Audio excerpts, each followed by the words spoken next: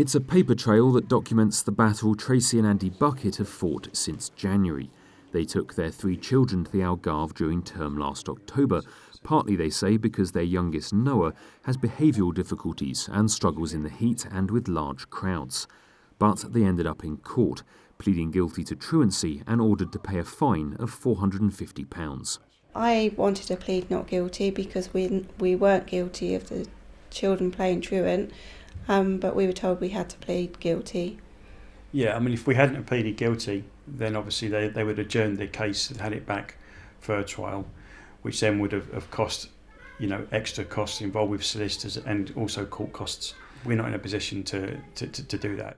Just a quick look on Facebook shows you that the Bucketts are far from alone. Stories include one parent from Norwich who claims she couldn't take her child out of school for a family wedding or even for a funeral. But it's the issue of absence for holidays, often to cut costs, that's got people talking across the country. I think the schools got it right. I don't think they should take them out of school on the holidays. They need education.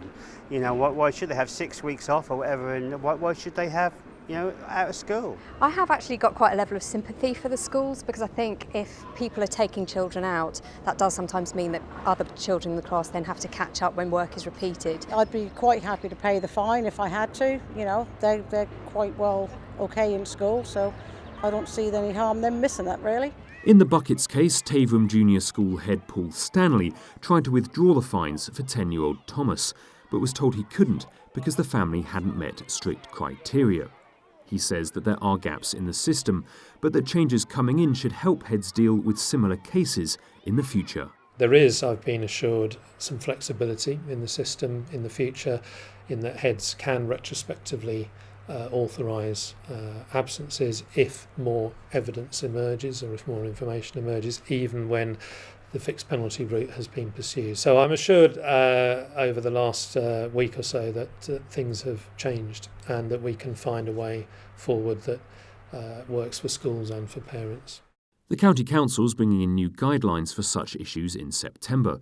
Bosses say that there's a clear link between attendance and performance, and that heads have the final decision on taking action. For the Bucketts, though, that's not enough, and they want to fight on by supporting other parents. It's not all about the money. It is about the individual cases of why you take a holiday in term time. It's about getting your parental rights back, because we haven't got any. We can't do anything with our children now. And I think the other thing as well is that the government need to be looking at what these holiday companies are charging. The Bucketts believe their relationship with Taveram High, who've refused to comment, is now too difficult, meaning eldest daughter Jess will be moving to a new school in September. In their opinion, the system still needs sorting out before parents lose their say on what's best for their children. Mark Summers, Mustard TV, Norwich.